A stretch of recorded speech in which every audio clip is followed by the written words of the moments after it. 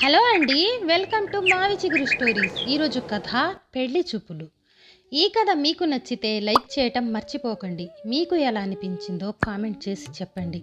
ఈ ఛానల్ని కొత్తగా చూసేవాళ్ళు మరిన్ని మంచి కథల కోసం సబ్స్క్రైబ్ చేసి బెల్ ఐకాన్ ఆన్ చేయండి. అప్పుడు ఏ కొత్త వీడియో పెట్టినా మీ దాకా వస్తుంది. ఇక కథ మొదలు పెడదాం.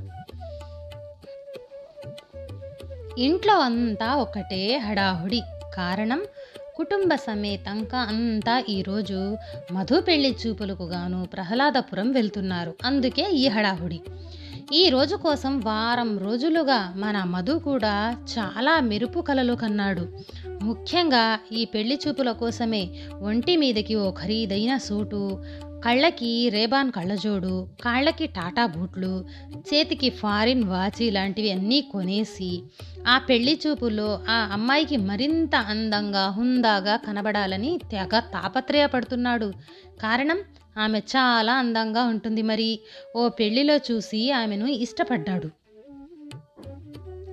ఈ విషయమే ఇంట్లో చెప్పగా మధ్యవర్తులతో మాట్లాడారు. అమ్మాయికి కూడా ఇష్టమైతే సంబంధం ఖాయమని పిల్ల తరపు వాళ్ళు చెప్పటంతో ఈరోజు పెళ్లి చూపులకి బయలుదేరారు. అంతా సిద్ధంగా ఉన్న సమయంలో మధు మాత్రం ఎక్కడా కనిపించలేదు. అతని కోసమే వెతుకుతున్న లక్ష్మమ్మ, ఒరేయ్ మధు, మధు, ఇంతలోనే ఎక్కడికి వెళ్ళాడు ఈ పిల్లవాడు? అవతల ఓ 10 నిమిషాల్లో బయలుదేరవలసి ఉండగా ఏ కార్యానికి వెళ్ళాడో అని ఆమె విసుగుతూ నసుకుతూ ఉండగా, అమ్మా, అన్నయ్య ఇంట్లో లేడు, జేమ్స్ బాండ్ హెయిర్ స్టైల్లా చేయించుకొని ఇప్పుడే వస్తానని సెలూన్కి వెళ్ళాడు చెప్పింది మధు చెల్లెలు సరళ. ఏడ్చినట్టుంది. వాడికి పెద్దగాడిదకొచ్చినంత వయసు వచ్చినా బుద్ధి మాత్రం చిచ్చుబుడ్డంతా కూడా పెరగలేదు. ఇప్పుడు వాడికి లోకి సోకులు, సన్నాసి వెధవ, వీడు మారడు నసిగిందామె. అమ్మా, అన్నయ్య కోసం ఎవరో వచ్చినట్టున్నారే చూడు చెప్పిందామె గుమ్మం వైపు చూస్తూ. ఆ వచ్చిన వ్యక్తిని దిగా చూసిన లక్ష్మమ్మ కాసింత చిరాగ్గా, బాబు, ఆ దరిద్రుడు ఇంట్లో లేడు, జుత్తు క్రాప్ చేయించుకోవస్తానని బయటకెళ్ళి తగలడ్డాడు చెప్పిందామె. ఆ వచ్చినవాడు, అమ్మా సరిగ్గా చూడు, నీకు చాదస్తం పెరిగింది సరే, కంటి చూపు కూడా మందగించిందా? నేనేనే మధుని, సరిగ్గా చూడు, కాకపోతే హెయిర్ స్టైల్ కొంచెం వికటించింది అంతే. ఎప్పుడు క్రాప్ చేసే సుబ్బారావు లేడు, కక్కుర్తిపడి ఆయన అసిస్టెంట్తో చేయించుకున్నా. దాంతో జుట్టుని ఇలా ముళ్ళపంది జుట్టులాగా నిలబెట్టాడు.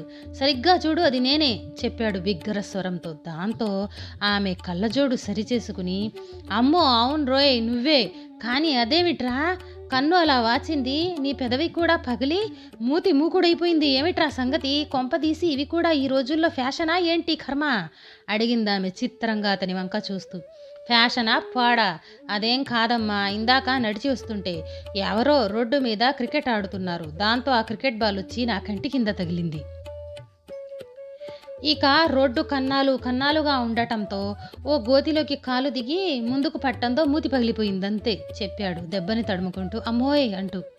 అయ్యో అయ్యోయ్యో, ఇదేం రాతరా దరిద్రుడా, ఇప్పటికే 38 పెళ్లి చూపులు జరిగాయి, ఇదైనా కుదురుతుందని ఎంతో ఆశపడ్డాను, కానీ నువ్వేమో ఇలా పొలంలో దిష్టిబొమ్మలాగా తయారయ్యావు.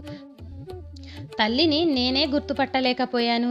ఇక ముందుగా మన్మధుడిలాగా నువ్వు తీయించుకున్న ఫోటో పంపించినా నీ ఫోటో చూసి ఆ అమ్మాయి ఏం ఊహించుకుంటుందో ఏమో పాపం. నువ్వు ఇప్పుడు ఇలా ఎలకల మందులు అమ్ముకునేవాడిలాగా దర్శనమిస్తున్నావు. ఈ సంబంధమైనా ఖాయం అవుతుందో లేక నా కళ మళ్ళీ చెదురుతుందో, భగవంతుడా నువ్వే దిక్కు మాకు అని శూన్యంలోకి చూస్తూ అందామె. అమ్మాయి లలిత, అవతల అబ్బాయి తరపు వాళ్ళు వచ్చే టైం అవుతుంది. నువ్వింకా ప్రముఖ కార్టూన్లే చదువుతున్నావా? ఆయనకి నీకు ఇద్దరికి ఏం పని లేదు, త్వరగా తయారవ్వమ్మా చెప్పారు మూర్తిగారు. నాన్న, నాకేమైనా అనండి పడతాను, నా అభిమాన కార్టూనిస్ట్ గురించి ఒక్క మాట అన్నా సహించేది లేదు, భరించేది లేదు. అయినా ఆ అబ్బాయి ఫోటో నాకు అస్సలు నచ్చలేదు నాన్న చెప్పిందామె కొంచెం అసహనంగా. ఏంటే నువ్వు, మీ నాన్నగారు బుజ్జగించి అడిగితే గారం పోతున్నావు. అయినా అబ్బాయి మన్మధుడు సినిమాలో నాగార్జునలాగా ఉంటే నచ్చలేదేమిటి? చోద్యం కాకపోతేను ఇప్పటికీ ఇది 42వ సంబంధం. ఇలా నువ్వు ప్రతి కుంకకి వంకలు పెడుతూ ఇక సంబంధాలు చూడటం మా వల్లైతే కాదు.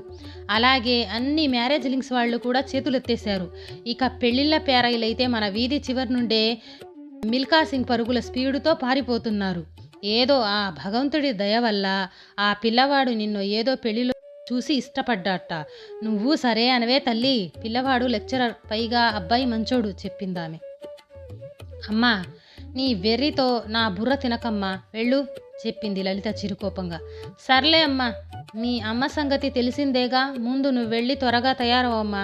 నీకు అబ్బాయి నచ్చలేదంటే అప్పుడు నేను వారికి ఏదో ఒకటి చెప్పి పంపిస్తాలే. నా బంగారు కొండకదు, వెళ్ళమ్మా చెప్పాడు మూర్తిగారు.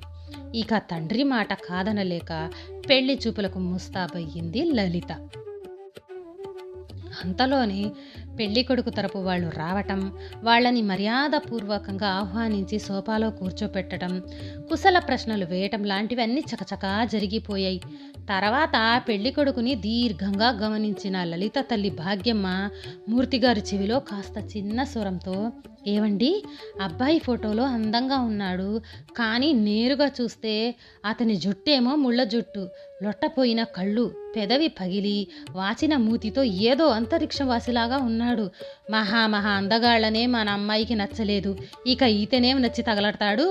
ఈ లెక్కన ఈ సంబంధం కూడా గోవిందా పెదవి విరిచిందామె.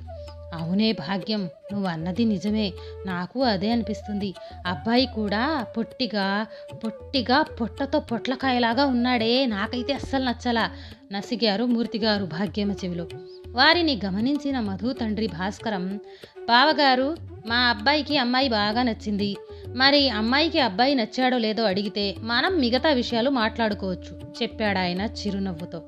ఆయన మాటలు విన్న మూర్తిగారు భాగ్యమ్మ కాసింత భయంగా లలిత వంక గుటకలు మింగుతూ చూశారు. కానీ ప్రపంచపు 8వ వింత విచిత్రం వారి అంచనాలకు భిన్నంగా లలిత బాపు సినిమాలో హీరోయిన్ లాగా తేగ సిగ్గుపడిపోయి లోపలికెళ్ళిపోయింది. దాంతో మూర్తిగారి దంపతులకి మతిపోయినంత పనైంది. కొద్ది క్షణాల్లోనే మూర్తిగారు కాస్త తెరుకొని, బావగారు, మా అమ్మాయికి కొంచెం సిగ్గు ఎక్కువ, మేం వెళ్ళి అమ్మాయితో క్షుణ్ణంగా మాట్లాడి ఓ 2 రోజుల్లో మా నిర్ణయం తెలియజేస్తాం అని చెప్పడంతో వారు సరే అని చెప్పి వెళ్ళిపోయారు. వారు వెళ్ళిన వెంటనే మూర్తిగారి దంపతులు లలిత గదిలోకి వెళ్ళారు. మూర్తిగారు లలిత పక్కన కూర్చుంటూ, అమ్మా లలిత, అబ్బాయి బిలో యావరేజ్, అందుకే నీ నిర్ణయం త్వరగా చెప్తావని వారిని మర్యాదపూర్వకంగా సాగనంపాను. ఇప్పుడు నువ్వు హ్యాపీనా అమ్మా అడిగారు ఉత్సాహంగా. ఏంటి నాన్న మీరు చేసిన పని? ఆ అబ్బాయి నాకు బాగా నచ్చాడు, అందుకే మౌనం అర్ధాంగీకారం అని మీరు అనుకోవాలని అలా కష్టపడి సిగ్గుపడి లోనికి వచ్చేశాను. మీరేమో వారిని చల్లగా పంపారు చెప్పింది లలిత కోపంగా. ఆమె మాటలు విన్న మూర్తిగారు 1000 వాట్స్ షాక్ తగిలినట్లుగా బిర్ర బిగుసుకుపోయి, ఇది కళా నిజమా అన్నట్టు ఒక్కసారి సందేహంగా భాగ్యమ్మ గారి వైపున చూశాడు. ఆమె కూడా లలిత మాటలు నమ్మబుద్ధి కాగా, నిజమే చెబుతున్నావా?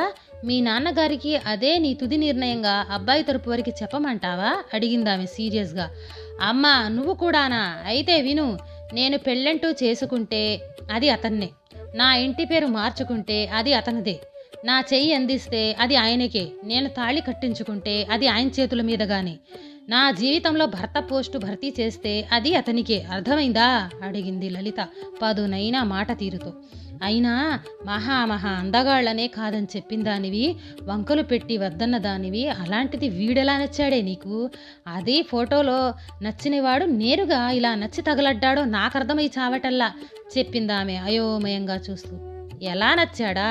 ఫోటోలో అందరిలాగే రొటీన్గా ఉన్నాడు, కానీ నేరుగా అతని ఆకారం, ఆహార్యం, వాలకం అచ్చంగా నా ఫేవరెట్ కార్టూనిస్ట్ గీసే కార్టూన్ లాగే ఉన్నాడమ్మా. మరి అందుకే అతను నాకు బాగా నచ్చాడు చెప్పింది ఆమె తెగ మురిసిపోతూ.